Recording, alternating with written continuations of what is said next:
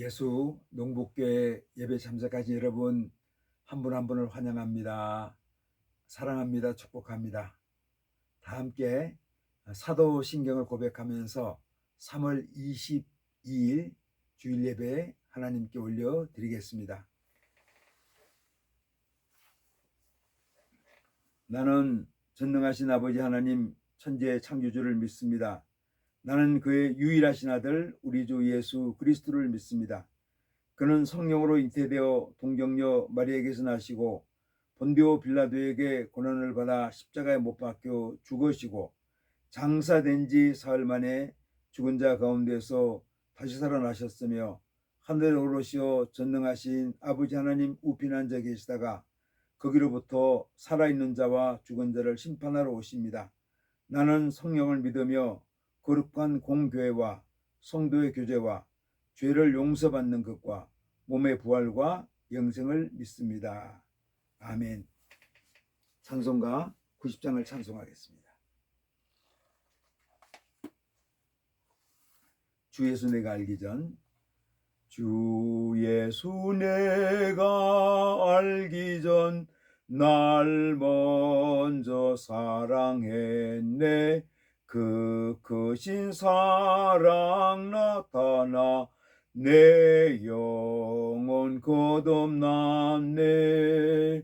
주 내 맘에 늘 계시고 나 주의 안에 있어 저 포도 비유 같으니 참 좋은 나의 친구.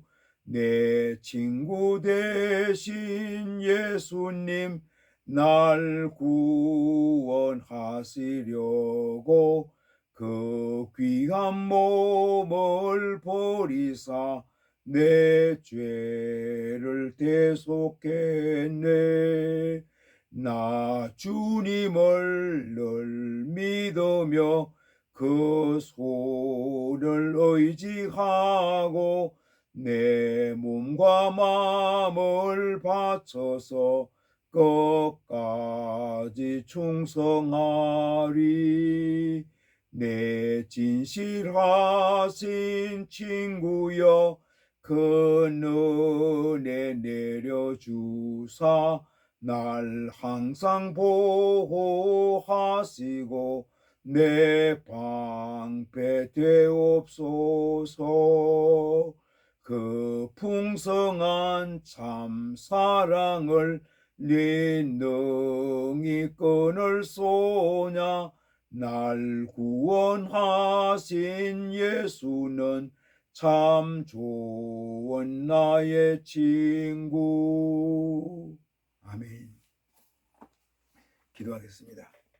하나님 아버지 감사합니다.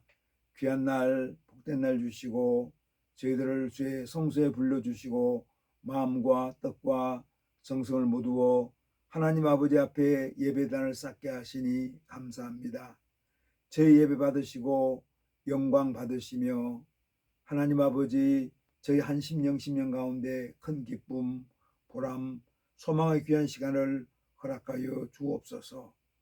예배드리는 모든 교회들을 축복하여 주시고 교회들마다 예수님의 생명으로 풍성할 수 있도록 인도하여 주시고 예수님의 말씀으로 새롭게 하여 주옵소서. 사순절 기간 저희들 지나가고 있습니다. 우리 주님 십자가 묵상하면서 주님의 고난에 동참하는 저희들 한 심령 되게 하여 주옵소서. 지난 한 주간 세상에 살면서 주님 뜻대로 살지 못하고 여러 가지 죄를 지었습니다. 하나님 아버지 저희들에게 사죄 연중을 허락하여 주셔서 주님 저희들의 죄를 정결케 하여 주옵소서. 하나님 아버지 저희들 이 땅에 살면서 소금과 빛의 사명을 잘 감당하기를 원합니다. 하나님 아버지 봄이 되었습니다. 이제 대지가 이렇게 새 힘을 받고 있습니다. 식물이 힘을 받고 있습니다. 저희들의 영혼도 저희들의 심령도 새롭게 하여 주셔서 말씀으로 기도로 온전하게 새로워지는 역사가 있게 하여 주시기를 아버지 하나님 소원합니다. 예배드리는 모든 교회들을 축복하여 주시고 교회들마다 주님의 긍휼하심 자비하심 베풀어 주시고 예수님의 생명으로 풍성해지게 하여 주옵소서. 예수님 말씀으로 새로워지게 하여 주시기를 아버지 하나님 소원합니다. 연약한 자들이 있습니다. 병든 자들이 있습니다. 우리 주님 피 묻은 손으로 안수하사 깨끗게 하여 주시고 온전하게 회복될 수 있도록 인도하여 주시기를 아버지 하나님 소원합니다. 이란 사태가 아직도 해결되지 않고 있습니다. 전쟁으로 인해서 파괴와 살상이 반복되고 있습니다. 주님 불쌍히 여겨주셔서 전쟁이 종식되게 하여 주시고 더 이상 파괴와 살상과 하나님 아버지 정오와 분노가 없애주시고 하나님 그 중동적 여러 나라들이 평화할 수 있도록 화해할 수 있도록 지도자들과 백성들에게 긍휼하심 자비하심 베풀어 주시기를 아버지 하나님 소원합니다. 또 대전 지역에서 화재로 인해서 큰 아픔이 있습니다. 많은 사람들이 생명을 잃었습니다. 하나님 그 생명 잃은 영혼들에게 긍휼을 베풀어 주시고 슬픔 당한 가족들에게 긍휼하심 자비하심 베풀어 주시고 우리가 산업 현장에서 이러한 안전사고가 더 이상 재발되지 않도록 하나님 아버지께서 도움을 허락하여 주시기를 아버지 하나님 소원합니다. 사랑주의 종들이 주님 앞에 기도의 제목을 간구할 때마다 응답하여 주시고 응치는 역사가 있게 하여 주옵소서. 오늘도 복음 들고 국내에서 국외에서 증가하는 사랑주의 종들을 기억하여 주시고 눈물로 씨를 뿌리는 자들이 기쁨으로 단을 거두는 역사가 있게 하여 주옵소서. 예수님 이름으로 기도드리옵나이다. 아멘. 하늘에 계신 우리 아버지, 아버지 이름을 거룩하게 하시며 아버지의 나라가 오게 하시며 아버지의 뜻이 하늘에서와 같이 땅에서도 이루어지게 하소서. 오늘 우리에게 일용할 양식을 주시고 우리가 우리에게 잘못한 사람을 용서해 준 것 같이 우리 죄를 용서해 주시고 우리를 시험에 빠지지 않게 하시고 악에서 구하소서. 나라와 권능과 영광이 영원히 아버지의 것입니다. 아멘. 오늘 주신 하나님 말씀 마가복음 6장 1절로 29절 말씀입니다.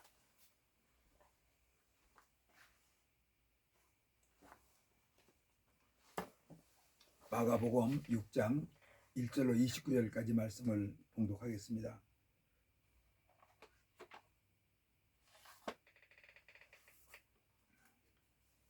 예수께서 거기서 떠나사 고향으로 가시니 제자들도 따르니라. 안식일이 되어 회당에서 가르치시니 많은 사람이 듣고 놀라 이르되 이 사람이 어디서 이런 것을 얻었느냐. 이 사람이 받은 지혜와 그 손으로 이루어지는 이런 권능이 어찌 됨이냐. 이 사람이 마리아의 아들 목수가 아니냐. 야고보와 요셉과 유다와 시몬의 형제가 아니냐. 그 누이들이 우리와 함께 여기 있지 아니하냐 하고 예수를 배척한지라. 예수께서 그들에게 이르시되 선지자가 자기 고향과 자기 친척과 자기 집 외에는 존경을 받지 못함이 없느니라 하시며 거기서는 아무 권능도 행하실 수 없어 다만 소수의 병자에게 안수하여 고치실 뿐이었고 그들이 믿지 않음을 이상히 여기셨더라. 이에 모든 촌에 두루 다니시며 가르치시더라. 12 제자를 부르사 둘씩 보내시며 더러운 귀신을 제어하는 권능을 주시고 명하시되 여행을 위하여 지팡이 외에는 양식이나 배낭이나 전대의 돈이나 아무것도 가지지 말며 신만 신고 두벌옷도 입지 말라 하시고 또 이르시되 어디서든지 누구의 집에 들어가거든 그것을 떠나기까지 거기에 유하라. 어느 곳에든지 너희를 영접하지 아니하고 너희 말을 듣지도 아니하거든 거기서 나갈 때에 발 아래 먼지를 떨어버려 그들에게 증거를 삼으라 하시니 제자들이 나가서 회개하고 전파하고 많은 귀신을 쫓아내며 많은 병자에게 기름을 발라 고치더라.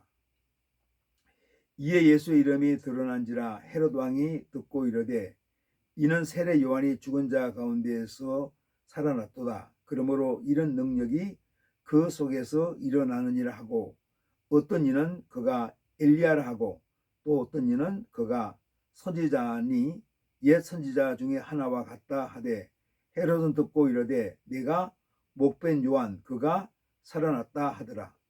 전에 헤롯이 자기가 동생 빌립의 아내 헤로디아에게 장가든 고로 이 여자를 위하여 사람을 보내어 요한을 잡아 옥에 가두었으니 이는 요한이 헤롯에게 말하되 동생의 아내를 취한 것이 옳지 않다 하였음이라. 헤로디아가 요한을 원수로 여겨 죽이고자 하였으되 하지 못한 것은 헤롯이 요한을 의롭고 거룩한 사람으로 알고 두려워하여 보호하며 또 그의 말을 들을 때에 크게 번민을 하면서도 달갑게 들어미르라.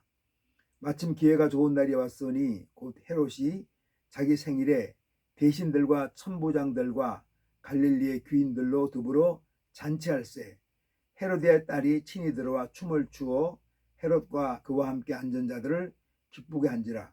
왕이 그 소녀에게 이르되 무엇이든지 내가 원하는 것을 내게 구하라 내가 주리라 하고 또 맹세하기를 무엇이든 내가 내게 구하면 내 나라의 절반까지라도 주리라 하거늘 그가 나가서 그 어머니에게 말하되 내가 무엇을 구하리이까.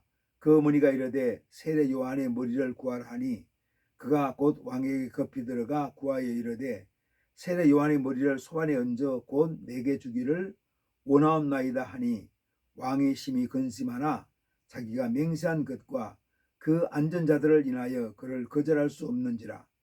왕이 곧 시병 하나를 보내어 요한의 머리를 가져오라 명하니 그 사람이 나가 옥에서 요한의 목을 베어 그 머리를 소반에 얹어다가 소녀에게 주니 소녀가 이것을 그 어머니에게 주니라. 요한의 제자들이 듣고 와서 시체를 가져다가 장사하니라. 아멘. 오늘 말씀은 세 가지를 이렇게 말씀하고 있습니다. 처음에 예수님께서 고향에 가가지고 복음을 이렇게 전가했는데 고향 사람들이 믿지 않아서 이렇게 실망한 사건을 하나 기록을 하고 있고요. 두 번째는 제자들을 파송하는 사건을 말씀하고 있습니다. 또 세 번째는 세례 요한의 죽음에 대해서 말씀을 하고 있습니다. 보통 그 예수님이 그런 말씀을 하셨습니다. 자기 고향의 나사렛에 가서 복음을 전했는데 그 나사렛 사람들이 예수의 복음을 받아들이지를 않는 겁니다. 2절 3절 말씀을 다시 한번 읽겠습니다. 안식일이 되어 회당에서 가르치시니 많은 사람이 듣고 놀라 이르되 이 사람이 어디서 이런 것을 얻었느냐. 이 사람이 많은 지혜와 그 손으로 이루어지는 이런 권능이 어찌 되리냐. 이 사람이 마리아의 아들 목수가 아니냐. 야고보와 요셉과 유다와 시몬의 형제가 아니냐. 그 누이들이 우리와 함께 여기 있지 아니하냐 하고 예수를 배척한지라.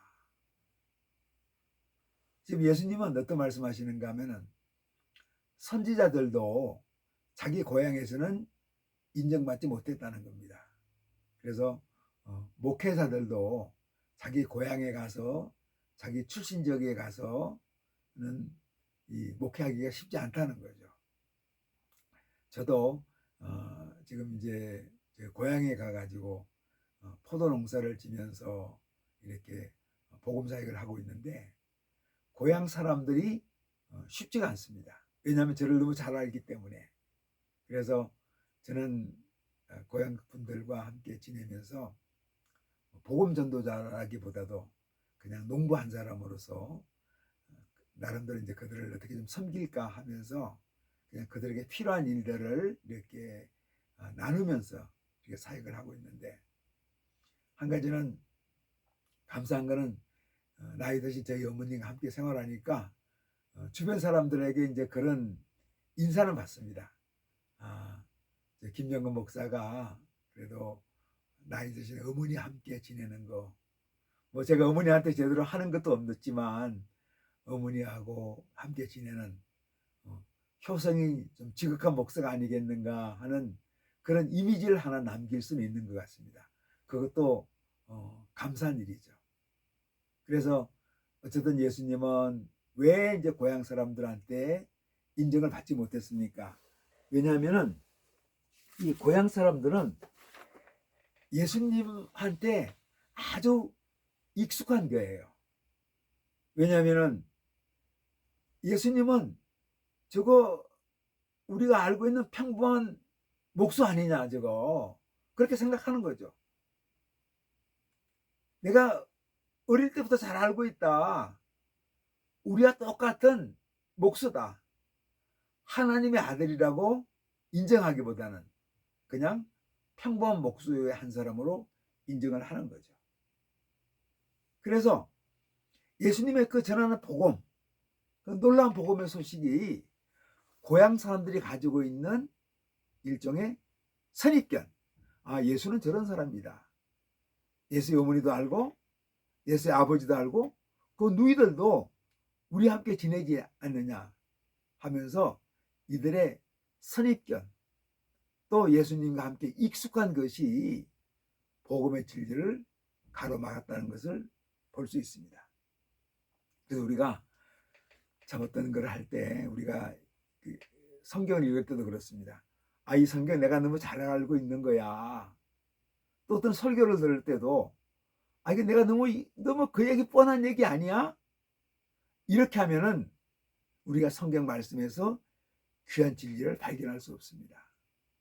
어떤 자세가 필요한가 하면은 아, 내가 이 성경을 지금 처음 보는 자세로, 그동안 내가 알고 있습니다.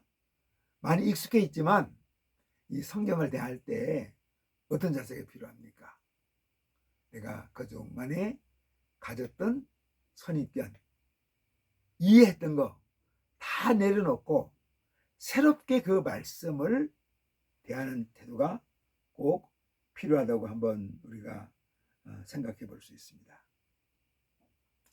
예수님께서는 그 나사렛에서 고향 사람들이 믿지 않았기 때문에 큰 기적을 행하지 않았습니다. 나사렛 사람들의 교만과 불신으로 인해서 그곳에 큰 기적을 행하지 않았던 것을 볼 수 있습니다. 그래서 예수님은 다른 곳으로 이제 또 복음을 전하기 위해서 찾아가셨습니다. 7절 말씀입니다. 7절 말씀을 또 봉독하겠습니다. 12제자를 불러서 둘씩 보내시며 더러운 귀신을 제어하는 권능을 주시고 명하시되 여행을 위하여 지팡이 외에는 양식이나 배낭이나 전대의 돈이나 아무것도 가지지 말고 신만 신고 두벌업도 입지 말라 하시고, 이렇게 말씀하고 있습니다. 어떤 말씀입니까? 제자들을 보냈습니다. 그러면서 꼭 보낼 때 어떻게 보냈습니까? 혼자 보내는 것이 아니라 둘씩 보냈습니다. 사실 여행은 혼자 갈 때가 편한 거죠. 더 멀리 다닐 수 있습니다. 그런데 왜 둘씩 보냈습니까? 예수님은 사역을 하는데도 팀워크를 아주 중요하게 여겼습니다. 혼자 가는 것보다는 팀으로 가기를 원했습니다. 그리고 복음을 전하다가 거절당할 때가 있거든요. 낙심할 때가 있거든요. 그런데 함께 동료가 있다는 것이 얼마나 소중한지 모릅니다. 그래서 사역도 더불어 하는 거죠. 우리가 가정이 왜 소중합니까? 함께하는 공동체니까 소중하죠. 모든 사역도 혼자 하는 것보다는 협력해서 일을 하는 것이 소중하다고 말씀드릴 수 있습니다. 그리고 복음을 전하러 가면서 또 말씀하고 있으니까 물건을 많이 준비하지 말라는 거죠. 심지어 어떻게 말씀하고 있는가 하면은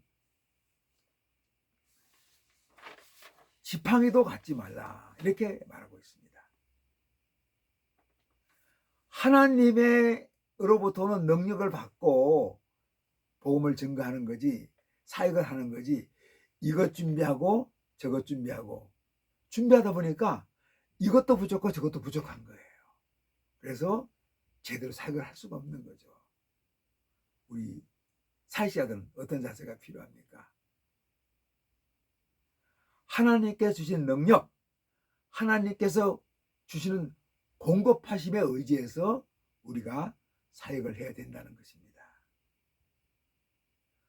두부로 또 가지지 말라. 심지어 지팡이도 갖지 말라고 말하고 있습니다. 오직 하나님만 의지하면서 사역을 감당하도록 우리에게 말씀하고 있는 것을 보게 됩니다. 지나친 준비하지 말고 떠나야 합니다. 물론 우리가 꼭 필요한 것을 준비해서 가야 되죠. 꼭 필요한 것을 빠뜨리고 가면 안 됩니다. 그러나 우리가 중요한 일을 할 때 너무 준비하는 일에 치중하다 보면 꼭 해야 할 일을 감당하지 못할 때가 있다는 것을 말씀하고 있습니다. 또 한 가지 여기서 또 말씀하고 있습니다. 어떤 말씀입니까? 6장 11절 말씀입니다.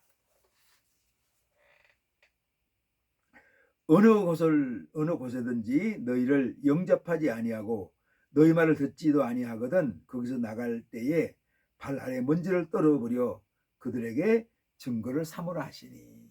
그러면서 복음을 증거하러 갔는데 그들이 복음을 잘 받아들이지 않거든요.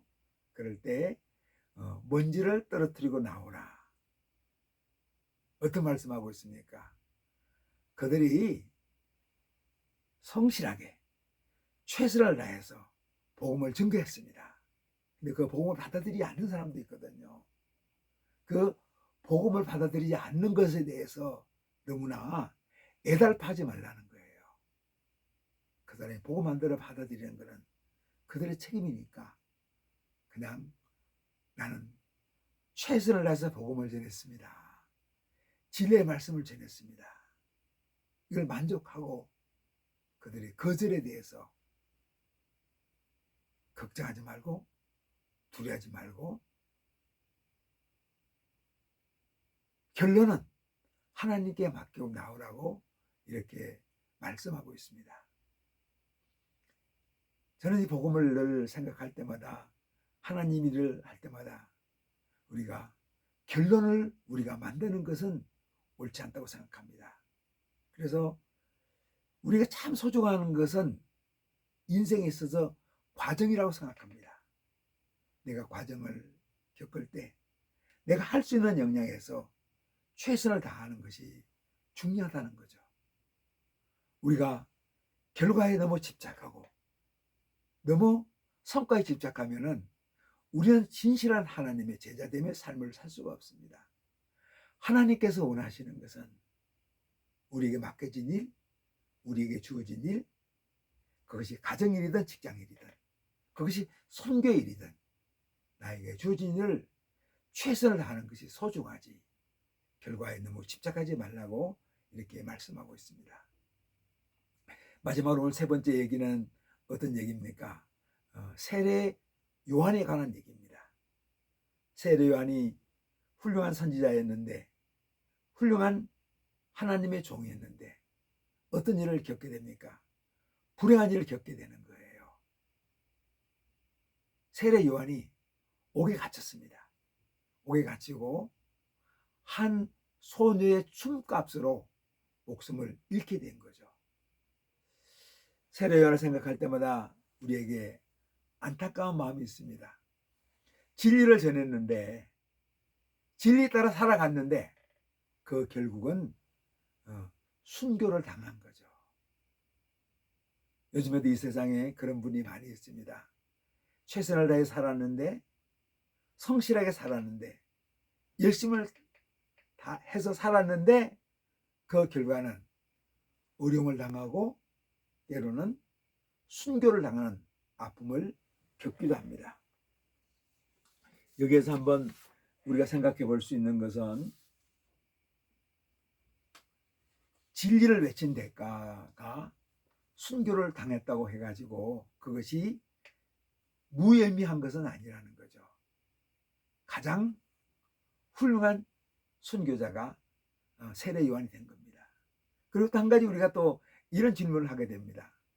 왜 이 마가복음 기자는 예수님의 제자들을 파송한 뒤에 예수님 제자를 파송하면서 이제 귀신을 쫓아내고 환자도 고치고 복음을 증강하라고 부탁을 한 거죠. 그 다음에 새로 요한 얘기가 나오는 거예요. 무슨 연관이 있을까? 이렇게 한번 생각해 봅니다. 제자들을 파송하면서 선교 사역을 감당할 때 세례 요한 같은 불행한 사건이 생길 수 있다고 말씀을 하고 있는 것 같습니다.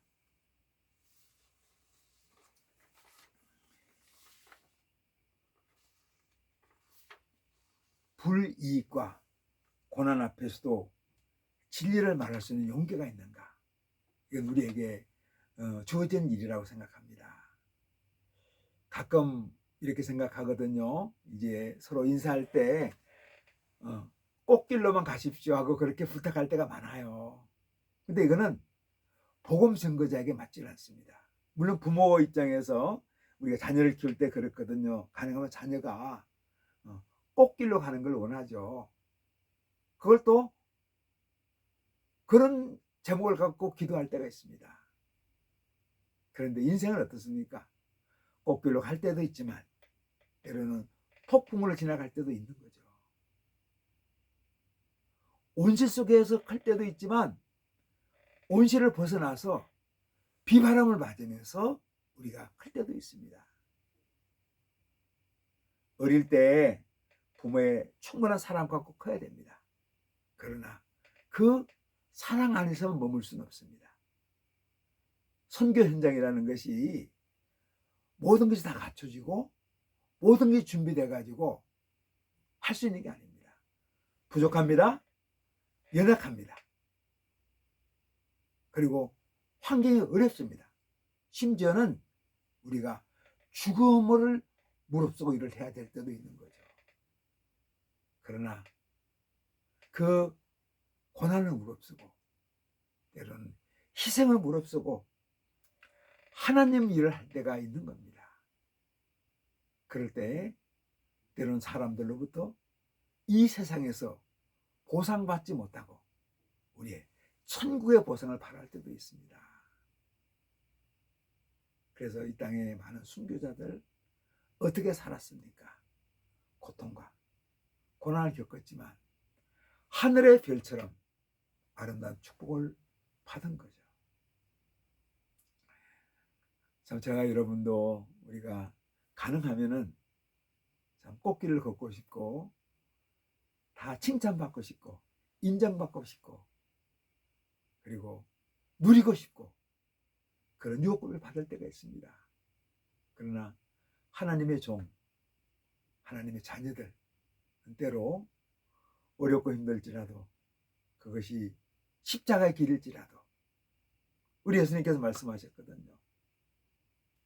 자기를 부인하고 십자가를 지고 주님을 따를 때 그것은 어려운 일이고 힘든 일이고 때로는 내 목숨을 내어놓을 정도로 고통스러운 일이지만 그것이 하나님께 영광 돌리고 하나님께 인정받는 삶이라면 그것은 우리가 감당해야 될 삶이라고 생각합니다.